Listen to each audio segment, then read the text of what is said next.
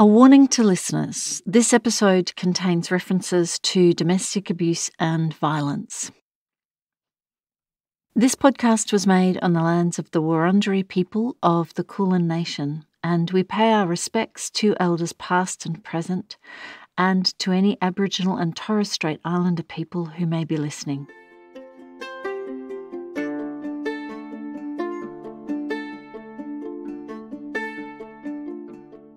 Said, "You are nothing but a blood-sucking parasite." And I went, and that just ended the relationship. Everything seemed right. For me, it was actually, I felt like there was hope and the children were happy. I actually never met anyone like him. I didn't know there were people like him out in the world, in Australia. This is Coming Home, where we follow the stories of three women from childhood through young adulthood to their experiences of homelessness and how they eventually found hope and safety and a place to call home. Coming Home will show how women's homelessness looks different from men's. We'll examine the systemic drivers that lead to women becoming homeless, the gender inequalities, women's economic disadvantage and family violence, and the profit-driven Australian housing system that can no longer provide enough affordable homes.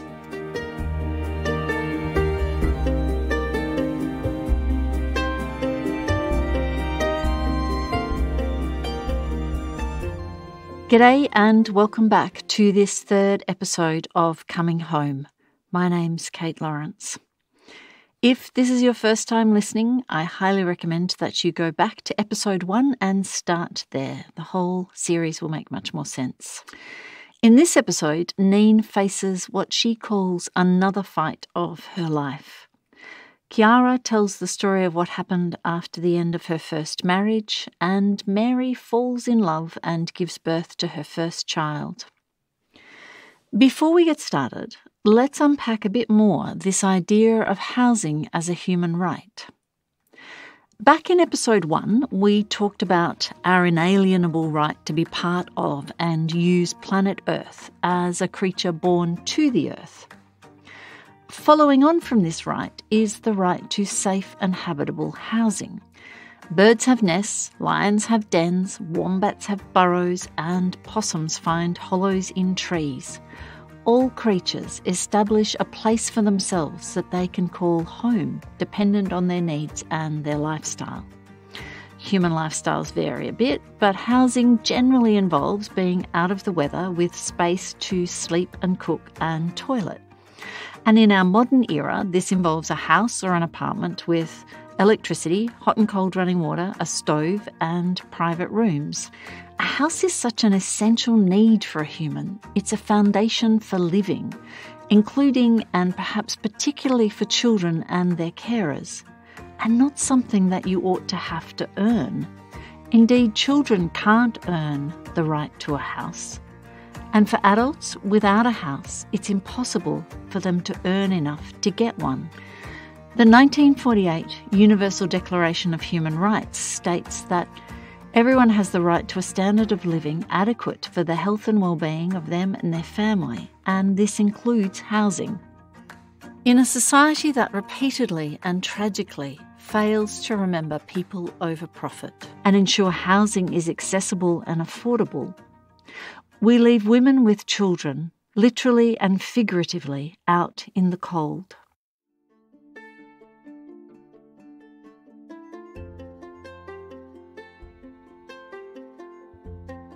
Before we continue Neen's story, here she is in December 2020, feeling right at home at last. She recorded this on her phone from her secure and comfortable one-bedroom public housing apartment. Today, I'll go on with today. I went out, I did some Christmas shopping, so I'm slowly getting into the Christmas cheer. Christmas, believe it or not, was one of my favourite times of the year as a kid. So I always, no matter what, I always try and put on, or do a good Christmas and really enjoy my Christmas, and I want my grandkids to have their own good experiences around it all as well. So I'm feeling pretty good today. I went and bought more plants. I mean, why not? So when the weather picks up a little bit, I'm going to put them in pots and hopefully we'll have more flowers and things. As we've heard in previous episodes, Neen had a traumatic childhood growing up in central Victoria. She left school early to earn money for the family, had a couple of boyfriends before she met and married her husband. He was also from a difficult childhood, which Neen naively thought meant he'd understand. He turned out to be abusive and controlling. For Neen and her 2 children, home was a place that for 32 years perpetuated the cycle of violence. Here, Neen continues the story towards the end of the marriage. He was drinking more than usual. He was also, he'd changed jobs and he was on kind of a casual type thing. Like he might get 6 weeks of work flat out and then he might have had 2 weeks of nothing. He was drinking every day. He was just nasty, like nastier, and everything that came out of his mouth was just nasty. He would say to me, I'm going to walk out and leave you. You'll be left with nothing. You will have nothing and you will be nothing. And I said, don't let the door hit you on the ass on the way out. I'd gotten to that point where I was done. And years and years and years of being put down, abused, being told one day, oh, I should have slept with your sisters. They were much better people than you. Screwing with your mind kind of stuff. He abused me one night. I can't remember what it was, what exactly had happened. And I said to him, you know what? I said, one day you're going to open your mouth and you are going to say something, and that will be the end of this relationship. 32 years I'd dealt with it for. And I said, and I'm telling you now, that time is very close. And he just went, oh, yeah. And he sort of quietened down a little bit after that. Then about 3 weeks after that, I was running out of some medication that I needed. Went up to him and I said, I need to get some money off you I need some medication tomorrow. And he just looked at me and he said, you are nothing but a blood-sucking parasite. And I went, and that just ended the relationship. We are done. My daughter, she heard what I'd said and she came down and she said, Mum, she said, you can sleep in my bed. I'll sleep on the trundle. And I went to bed that night and I couldn't sleep. And I kept thinking, gee, like separate but under the one roof. He could walk in at any time and stab me to death. And you hear about that sort of thing all the time. And so it was a very frightening time. I heard him come into the room 3 times that night. So the next night, my son had a baseball bat. So I took that into the room and I thought, if you're going to come at me, I'm going to at least try and defend myself. Neen's right to be worried. Here's Beth, the family violence outpost worker with Juno, who we heard from in the last episode. Leaving is a very high-risk, scary, dangerous time for women. So when women leave a partner, often that's when the perpetrator realises he's losing control. and that can therefore increase the risk of harm to that woman, because if the perpetrator feels like he's losing control, he may act quite irrationally and quite dangerously to maintain control. And the next morning, he said, "Oh, here's the money for your medication." He was very sheepish. I said, "Thank you." And he goes, "Oh, come here, give us a cuddle." I said, "No." I said, "No, there's no cuddles." I said, "We're done." Oh, I didn't mean what I said. I said, "We're done. I'm done." Yeah, all that day. Oh, just come and give us a cuddle. "I'm sorry." I said, "I've heard 32 years of I'm sorry." I said, "It's just a word. It's just words." I said, "You're not sorry, because 2 days' time you'll do the same thing again, if I let you." And, then came the time where we sort of spoke to the kids and told them. Then the landlord, we rang him. We'd rented the house for 15 and a half years off him. We'd known for probably 12 months that the house was going to be demolished. So it wasn't like we were kicked out of there because of our issue. But we spoke to him and he said, "Well, I was about to speak to you." He said, "You'll have to be out of here by June." It was the end of March. Neen and her husband moved into this house in 1997 when Neen's son was 6 and her daughter was 2. It was their family home for 15 years, and after 15 years of memories and regularly paying rent, Neen had no more right to choose her own leaving date than if she'd been returning a paddle boat on a lake.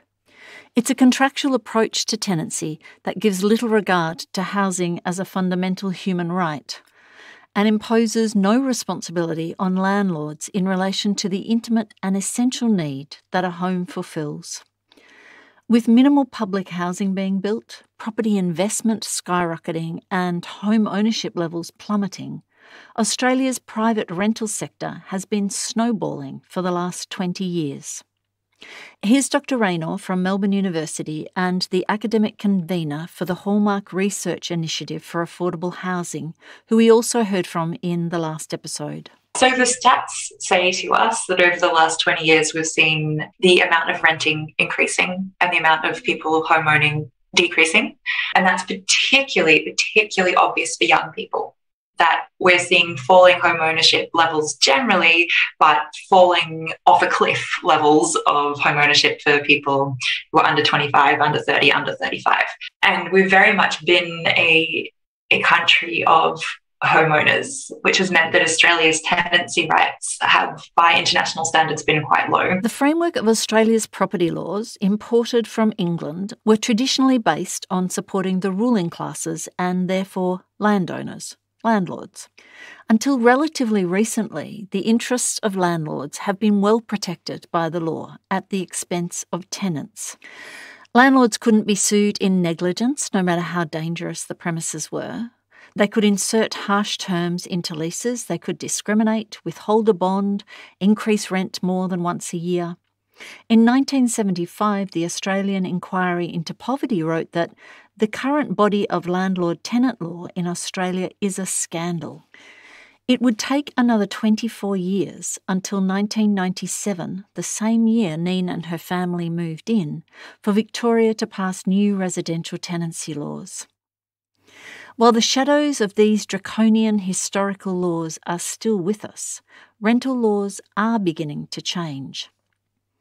In 2018 and then again in March 2021, new tenancy laws came into effect in Victoria, giving stronger protection and rights to the 1.5 million Victorians living in rental housing, including allowing victims of family violence to apply for a new tenancy agreement to allow women to stay in the home if safe to do so, or to end a lease, and also to challenge eviction notices if they're being evicted because of the actions of a perpetrator, as well as more generally minimum housing safety standards, limiting rent increases and banning rental bidding. And there's small things that other countries would find hilarious that we haven't had, like the right to have a pet in a rental home is relatively new. The right to put hangings on your walls where reasonable is relatively new. So those things are changing. I think a lot of the European countries that have much higher proportions of renters have much higher rental rights. And this is an anecdote rather than an academic statistic, but I have a friend who is renting in Berlin and told me that she'd painted one of the walls in her apartment bright red. And the mind boggles. Like, I've been a renter for 10 years. I would never dream of doing something like that. It's just like, what? And so I think a lot of the European countries have really strong controls around rental price increases. There's parts of the US where you can't evict people in winter because they would freeze to death in the streets. And of course, places like Vienna have really large social rental systems that are protecting the right to housing for their populations in a meaningful way. The last example given here by Dr. Raynor of Vienna offers a vision of hope. The city of Vienna in Austria has a huge public housing sector. Around 2/3 of the city's population live in public or subsidised housing, paying no more than 25% of their income on rent. And 90% of the population qualifies for social housing. There is strong legal protection against evictions, and Vienna is the largest property owner in Europe and has repeatedly been voted the most livable city in Europe. Any change begins by imagining what's possible.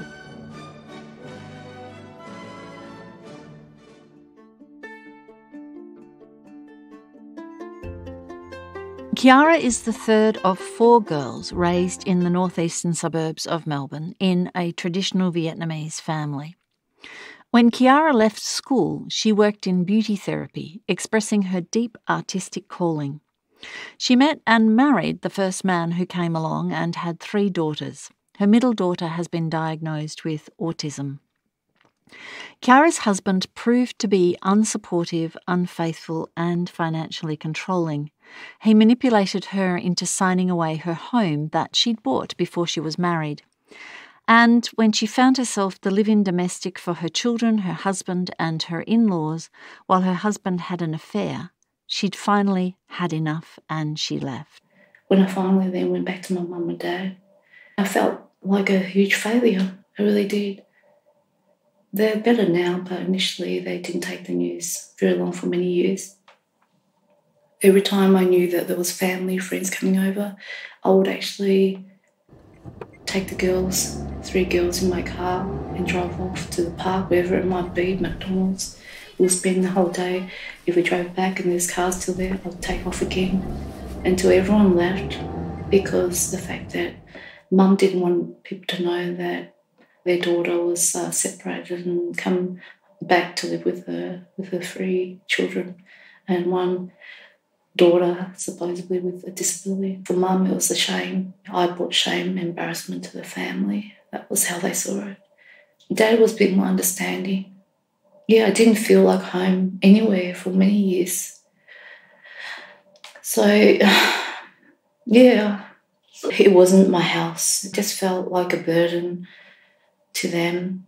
I couldn't help but feeling a sense of shame in their eyes. I didn't want them to have to justify why I was there. Mum used to say to me, you and the children here for 2 days or 2 weeks, people won't question it, but if they see you more than 2 months, 2 years, then they know.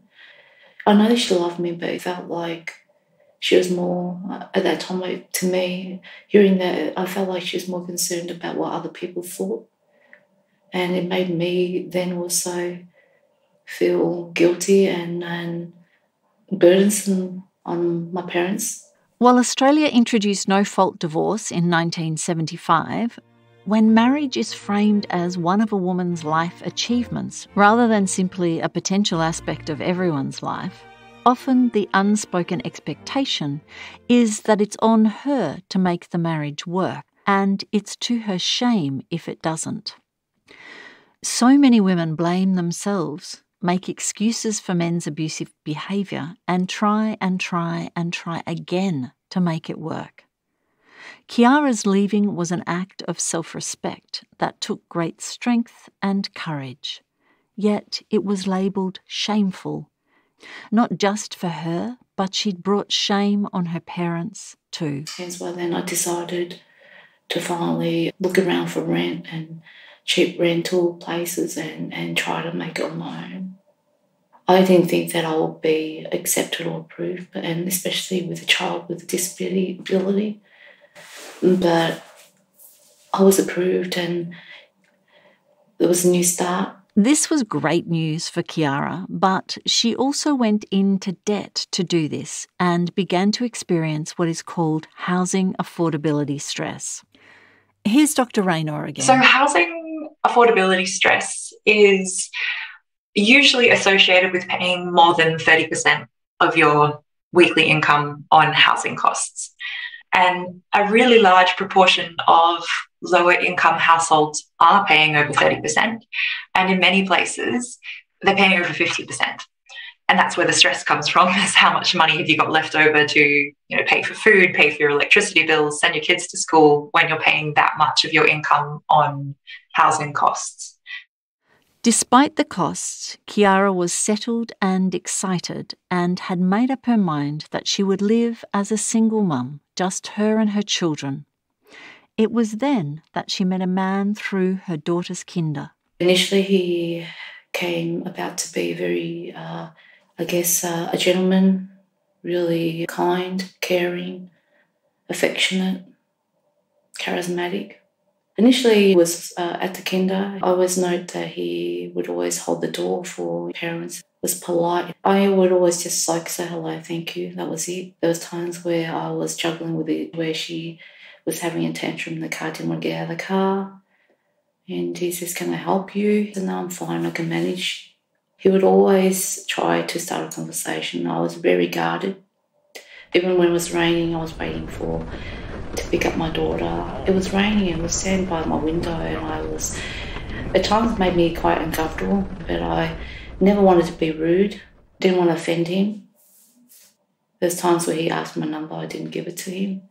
I guess I was still very vulnerable at that stage too, when I met my second partner. And then I guess his perseverance actually led me I was like, oh no, okay. You can't go, basically with the children, hang out, have a cup of tea or coffee. And then I saw maybe there is hope and happiness in new love. Maybe it is possible for a stepfather to love my children like his own. Hope springs eternal in humans, and Kiara's hope was simple and clear enough: to share the journey of raising children, to have a partner, and to find love, support and companionship. He was initially accepting of my situation, separated with 3 girls, one with severe autism. He had told me that he has been separated twice. He has a son with Asperger's. He understands what I'm going through. I thought that he knows the challenges, that he understands where I was coming from. I felt like we connected in that way. Yeah, he warmed up my children's heart, especially my oldest daughter. I really thought that, this is a chance for second happiness. There's a term for what this man was doing to Kiara: love bombing. Here's Beth from Juno again. Love bombing is when a perpetrator is overly affectionate and there's a lot of grand romantic gestures to sort of hook a woman into being with them or feeling connected to them. It can look like, sending flowers to their workplace every day, a lot of affectionate gestures, a lot of comments, a lot of positive praise, a lot of things like, you're my soulmate, I'm complete now, that sort of stuff, to sort of trap a woman into the relationship. I then had to tell my parents. Actually, they didn't find out initially from me. They found out through a friend. And then I remember a call from my dad, and he asked me to come over. I need to talk to you, and asked whether that was true. And Dad was trying to convince me when I told him that, yes, I did have met someone, because Mum and Dad weren't even obviously accepting of my separation, really. to hear me in another relationship. I remember him saying, your own daughter's father doesn't accept her and her disability. What makes you believe a stepfather will? I don't know what you're thinking. You're so naive and gullible. You believe everything.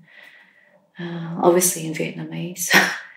Dad got so angry and upset. And then soon after, when I was more than 3 months pregnant, and then when my mum and dad found out, Dad actually disowned me. He didn't want to know about this pregnancy, this new marriage, because to me, I guess, everything seemed right. For me, it was actually, I felt like there was hope and the children were happy. Initially, they were accepting and they felt accepted by this person, this man who was willing to take us all in.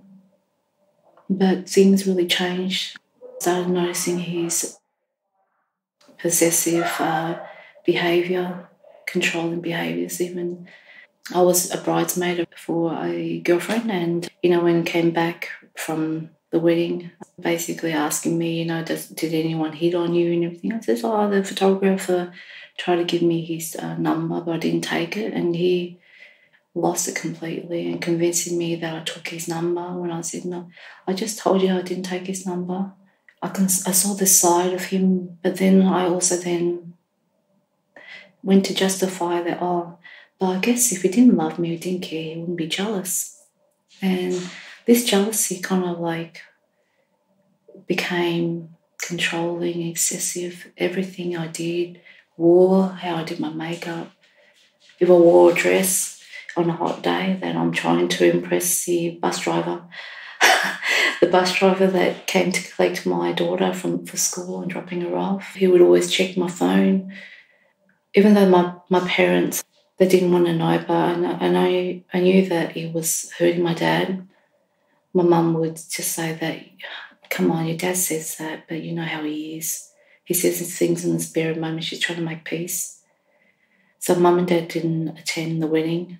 Kiara wanted desperately to make this relationship work, to redeem herself and fulfill her dream of heterosexual family life for herself and her children. It led her to ignore her parents, ignore the warning signs, and try even harder to make it work. Love bombing falls into the start of the relationship and lures women in, and then the abuse starts. And then women can often feel quite indebted to perpetrators. If perpetrators were violent and abusive from the start, the women may never actually enter relationships with that man. I liken it to grooming, and that men put on a show, put on a front, a side of themselves that they think will attract a woman and keep a woman interested. And then once that woman's comfortable or in some way indebted to them, whether that's they've moved in together, she's quit her job to be with him, she's pregnant, those sort of constraints are there, she feels like she can't leave and the abuse can escalate.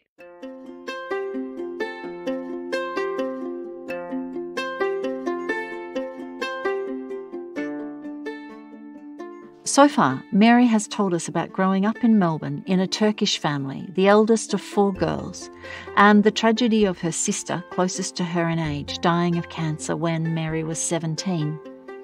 We heard about Mary's love of working and the wide range of jobs she'd had in her early working life, and about her first 2 serious relationships. Mary continues her story here with meeting her 3rd and most significant partner in her life so far. I thought I was in love with my first 2 long-term relationships. I wasn't.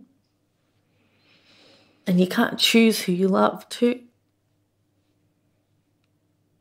It's so weird. You can make every other choice in your life for yourself, but you can't choose who you love. And I fell head over heels. I met him through his sister. We fell in love, or I thought. I was crazy in love. And then we had a miscarriage. That broke me since the last time I was broken with my sister leaving.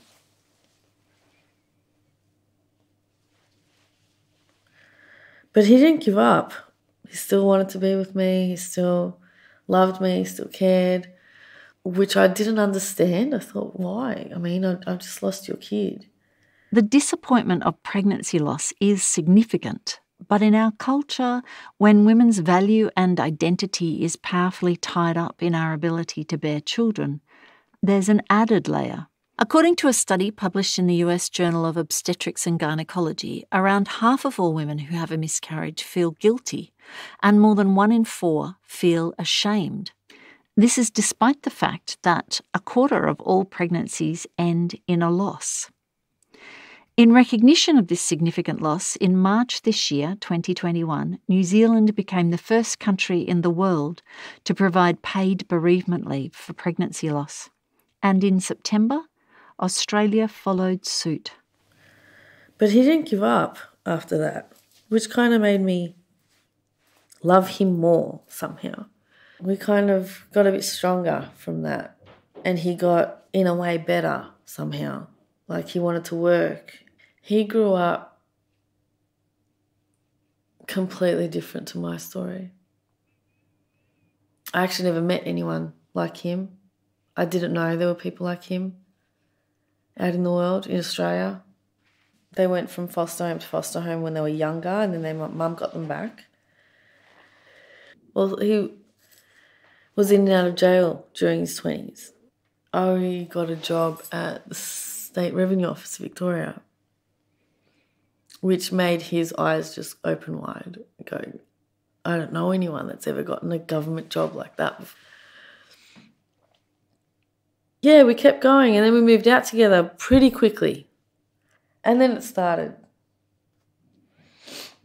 He never admitted for that whole first year of our relationship that he had an alcohol problem. He would fill up half the fridge with bottles and bottles of beer. And then it went from beer to the whiskey, and then it went from the whiskey to the spirit. And I just thought, so we're having alcohol for dinner? Because there's nothing else in the fridge. Out of nowhere, his 2 mates moved in with us. A guy with his girlfriend. She was only 17. I didn't know that. I thought she was 18. So I started getting lied to. It was like the mum of the house. I'd wash their clothes. I washed our clothes. I'd wash their clothes. I'd wash all the bed sheets. I washed the blankets, towels, everything that needed washing. It was my washing machine because I bought it. It was my fridge, and I'd fill it up with food. You know, it was my freezer. My love, my dumb L word, kept me there because I wanted to fix it, and I wanted to be with him, and I wanted us to be normal again. I wanted certain things. They would be home 4 hours before I'd be home. So I was gone for 12 hours of the day. Dinner was never made by the time I got home at 7 or 8. The kitchen was a mess. I lost my absolute mind. I absolutely lost it. I didn't put food in that fridge for the next week. I packed up my clothes, everything that was mine, and I went back to my mum's house. And then he started calling me, and we fight over the phone. Like, why'd you leave for? I said, what's wrong with you? Take a good look around. If you like the house the way it is, I'm not coming back. But if you don't, we've got a problem because I need help. I can't do that whole thing by myself. The statistics are clear. When women and men start to cohabit, women's housework time goes up while men's goes down, regardless of their work outside the home. According to the last census, on average women do between 5 and 14 hours domestic work a week, and men do less than 5 hours. Mary says it perfectly. This is 100% not fair. 100% not fair. 100% not fair. So he promised to change. And then the guys in the house, like the guy and his girlfriend, they decided to have a meeting and do stuff together. And then that happened for a good month. And then the second month came out. We fell pregnant again. And he was a changed man. He was rapt. He was over the moon. He couldn't be more excited. My dad wanted some sort of wedding. I did not want to get married again. I was so judged when I got divorced the first time. So we had a commitment ceremony. I had the worst pregnancy I think I could have ever imagined. Halfway through her pregnancy, Mary's parents went to Turkey with one of her sisters, and they asked Mary to stay with her younger sister in the family home. While she was there, she kept having these terrible pain attacks in her chest to the point where she couldn't breathe. 3 days in a row, her sister called the ambulance, and 3 days in a row, they told Mary it was heartburn. Finally, a paramedic correctly diagnosed a gallbladder issue, and Mary was rushed in for surgery. The relief was like a breath of fresh air. Mary's parents came back from Turkey early, and Mary stayed at her parents' house for the rest of the pregnancy. Her parents allowed her partner Jimmy to stay there too. He stopped drinking in the lead up to the birth, and so long as he stayed sober, he was welcome there. They finally had to break my waters, so induce me early. So they said, nah, 4 kilos, too big, got to get him out. But he didn't come out. He ripped me. He had huge shoulders, apparently. I was overly bleeding and it was very bad. Could have gone, could have stayed, who knows. He was born 4.1 kilos. So gorgeous and ugly looking at the same time. Came to the hospital drunk. I don't know why to this day I hate him for that decision. Absolutely hated him. He knew I was in hospital 2 days before, and then he decided to jump on his motorbike and go for a joyride. It drives me insane. His decisions drive me insane. So I hated that birth. I was diagnosed with the blues, as I like to call them, and I cried constantly. I'd look at the sun and cry, I'd look outside and cry, look at my mum when she walked in the door and I'd start crying. And I would cry every time he went to work. But yeah, he didn't come home one night and he came home the next day and I was inside with my baby. I didn't know he was home. He was outside. And my dad was outside, my mum was outside. I think they started saying, where have you been? What are you doing? My parents started with that and then I could hear he doesn't answer back nicely. He raises his voice straight away, especially if he's already had some to drink. So I put my son down on my bed and I go and have a look outside what's going on. And he's yelling at my mum. My mum's yelling back at him. My dad's yelling at him. She has got some guts. She'll pounce. And she wasn't just pouncing with her words. She wanted to jump on him and strangle him. They're holding her back, my mum and my dad and my sister. And my other sister's holding my partner back. So I grabbed him, and I know that with his criminal record at this point, he could get longer and longer in jail the more that he breaks the law. Domestic violence is part of that. He's been in jail before for domestic violence. I don't think it was as bad as what it actually was, which is what I was told by him. It wasn't that bad. Turns out it was. So all I'm thinking is, oh no, he's going to go to jail again because he's going to hit my mum. I just grabbed him and said, go inside, sit down and relax. What is your problem? What are you doing? And he just said, pack up, we're leaving. And like an absolute brick wall, I didn't even question it. I'm still crying. I don't know what to do. So I start packing up. I put all our clothes in luggages, suitcases, put, baby stuff away and everything, and I just load up a car and I'd leave with my son and my partner.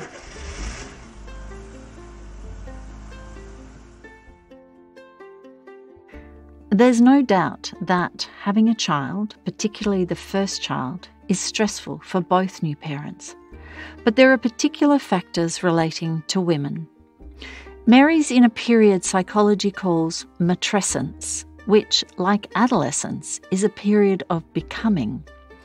It's described by Dr. Aurelie Athan, a clinical psychologist from Columbia University, as both oppressive and liberating in nature.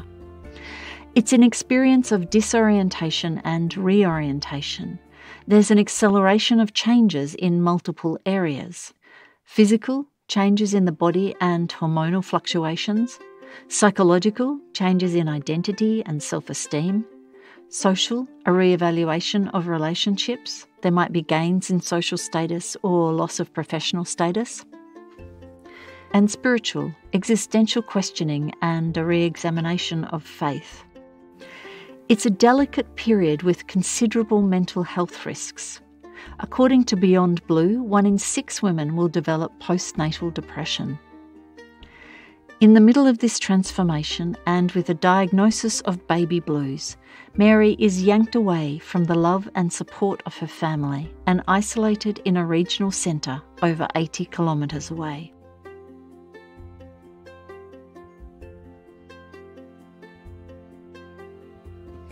Next episode on Coming Home, we continue the stories of Mary, Kiara and Neen as their lives get more complicated, housing gets tighter and crisis looms.